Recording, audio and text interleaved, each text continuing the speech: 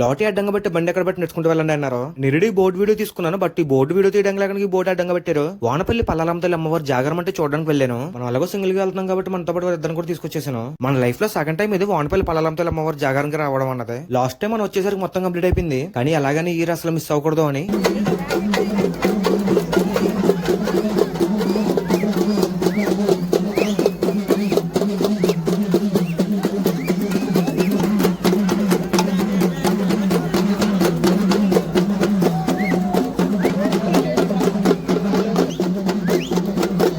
మనకుండే శ్రీపాస ద్వారా ATM start చేస్తారని తెలుసుకుని వెళ్ళాను. ఎంత తెలుసుకుని వెళ్తే ఏం లాభం, ఈ కూడా పూర్తిగా మీకు చూపించలేకపోయాను. 9:30 కల్లా స్టార్ట్ చేస్తానని చెప్పి 9ంటికి వచ్చి కూర్చున్నాను.